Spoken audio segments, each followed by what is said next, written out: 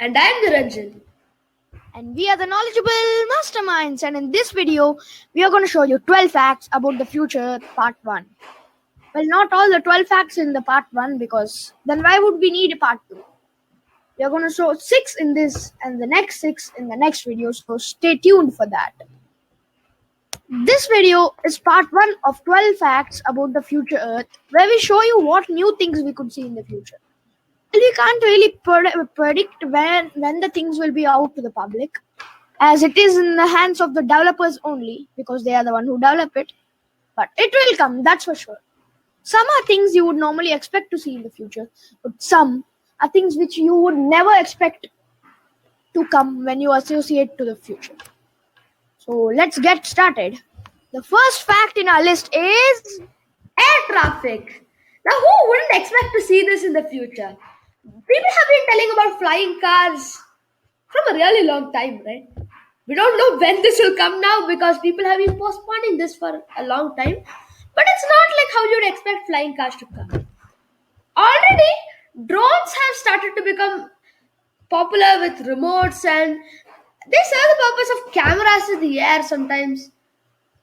And in the future, these drones will get larger and larger and then be large for us to even sit on them.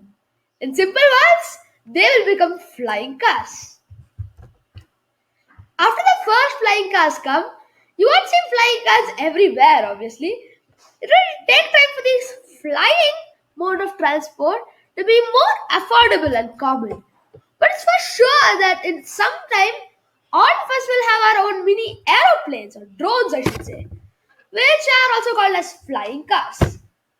Note, they are not cars with wings. Anyway, let's move on to the next fact on our list. And the next fact about the future is artificial intelligence. Well, everyone have heard this word in the recent times. This is also something you would probably expect to, as the use of AI is getting more and more common among us. Well, not the game among us, but really among us. Many jobs are starting to get automated, and in the future, AI will play a huge part in the world. Yes, it is true that many people can lose their jobs, but these AI robots can even do the jobs we find difficult or disgusting to do. They can also serve us in many ways, like such as housekeeping, cooking, serving in a restaurant, and much, much more. And there is a small risk of AI outpowering humanity, but it is rather low and will most likely not happen. AI will do all the jobs for us, and we can just comfortably rest and have fun for our whole lives. We'll not get lazy, but still we can do some job. We can make the AI robots do some jobs which we find it very, very difficult to do. So it is a huge advantage. And of course, this much things will not come in 5 to 10 years, but it can come when we are still alive. So moving on to the next fact. The next fact in our list is virtual reality. Now, virtual reality can arrive in the future and we can live in the virtual world. This sounds rather far fetched, right? But it's just another version of our smartphone or laptop or anything like that. Virtual reality requires a headset, and the headset creates a 7D. No, it's not a spelling mistake. It's really 7D, not 3D. That is 7D experience is very much like real life. And in 7D, you will feel like you are at that place. For example, if you're watching a movie, then you can really feel like you are a character in that movie. So if you see a car and you are sitting in that car, you'll really feel like you are just, the car is moving and everything. And that will be very real. Yeah, the games also would be way more fun, right? Anyways, in the distant future, okay, that spelling is a bit wrong. But yeah, in the distant future, we can have laptop with only a keyboard and a processing unit. And the monitor will be a virtual blue screen that will just flash up in the air. And the mouse pointer will just be a hand. And yes, what we see in sci-fi movies can be true. Even the keyboard can be in the screen like in mobiles. Wow. Hopefully it comes tomorrow. Anyway, let's move on to the next thing in our list. And the next fact in our list is Superconductor. Well, not the bus conductor, but a real superconductor. Yttrium, barium, copper oxide. The scientific formula is it's given over there. I can't spell it. It's YBA2Cu307. It's a conductor of electricity that is very, very efficient and thus it's named as superconductor. Quite obvious, right? Well, let's see why it's named superconductor. Copper, which is a normal conductor of electricity, can conduct 4% of the electricity it receives. So, if you give 100 points of electricity to and pass it to copper, only the 4% will reach the end. It's very low, right? It is good because copper is a good conductor, but 4% is not at all efficient. This superconductor of the future, which I said about, it conducts 90% of the electricity it receives. So that's amazing, right? That is very, very efficient. And so it requires 22.5 times less electricity than copper to conduct the same electricity with copper does. Saves electricity, amazing. That will allow us to survive on much, much lesser electricity and save more electricity for the next generation. This superconductor is already there in some places like China, Japan, the high cities and countries, right? And it is already being used in maglev trains. Maglev trains are nothing but magnetically levitated trains. You'll get to that later. And they are even planning to use that in the ultra high speed trains of the future. Hyperloops. Confused what a hyperloop is? Yes. I'm going to tell you in this video itself. Don't worry. But for that to reach the world, it will take a few years. So we'll have to wait. Anyways, moving on to the next fact. The next fact in our list is warp drives. Now, this is going to be long, I promise. Today, our rockets can go at 365,000 kilometers per hour or 165,000 miles per hour. That's pretty fast, right? Compared to our road transport. But then to travel to space, which is like infinitely large and the distance is also very large, it's still very, very slow. As the distances between states, as I said, are enormous. A rocket still needs 7 months to reach Mars, and to reach the nearest star, don't even talk about it. Proxima Centauri is 4.3 light years away, and it will take approximately 75,000 years to reach there. It's way too slow. So we need something way faster. By the way, the picture is not coming at the right moment. Sorry.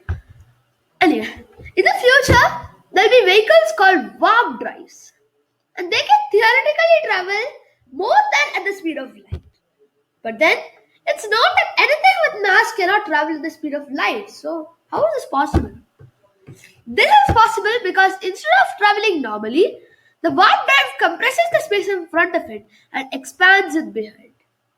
It is some complex sciencey stuff basically, but simply put, it's like you're bending the blanket of space-time itself. Wow. There are more vehicles like the warp drive with different technologies, and there are different types of jets, but then it will for sure be slower than the warp drive.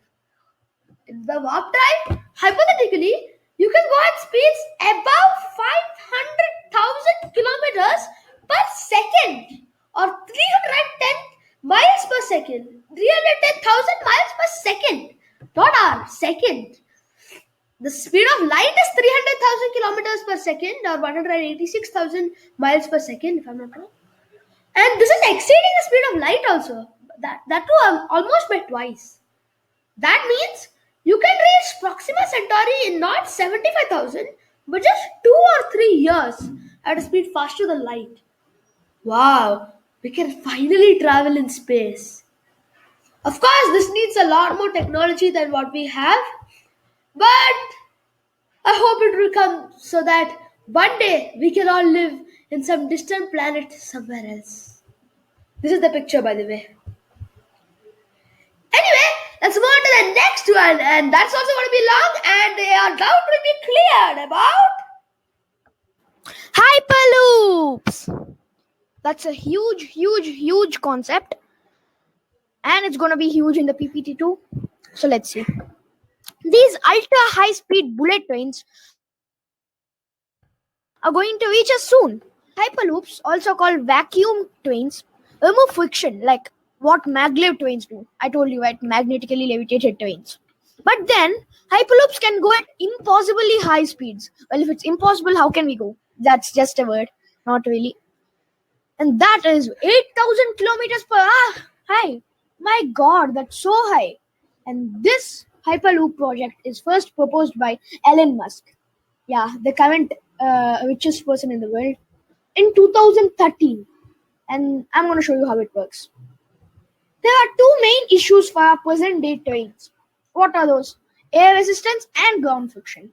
So if you pass against both of them, you will have the fastest means of transport. So both these issues are eliminated with the Hyperloop. And I'll tell you how. What the Hyperloop of the future will do is that, firstly, they will have no ground friction at all. And like the present day maglev trains, they will have magnets with north poles and south poles. So they will attract and repel each other. So they'll maintain a parallel distance between the track and the train. So the track, the train will be slightly levitated and will not touch the track in that way. But there's an issue. We can't use magnets all around the track, right? So instead of magnet, we use electromagnetism to maintain the repulsion and make the trains move at incredible speeds. Well, how is the superconductor and hyperloop connected? Electromagnetism. You need enormous electricity to get electromagnetism, which is enough for a train to go at 500 kilometers per hour. So the superconductor is used over there. Understood the relation? Huh? Yeah. And then we can even use jet engines for extra speed. So it goes at a very, very, very, very high speed. That sounds very fast, but not as fast as the Hyperloop is meant to do. The next part is about the air resistance. Hyperloop eliminates the air resistance using the second word in itself, hyper and loop. Loop. It has a loop around itself. And the loop has a few vacuum pumps which suck out the air and reduce the pressure inside the loop and makes the air pressure as low as 45,000 meters above the ground, which is almost like a plane. So it's amazing. And this environmentally friendly and extremely fast modes of transport can probably be the main mode of transport in the very near future. And as you can see, that the picture above the Hyperloop is a DIY project of how it gets levitated, but with small magnets. As you can see, magnets and some magnets on the Lego block and the claw to hold it. And you can see how it's levitating. Amazing, right?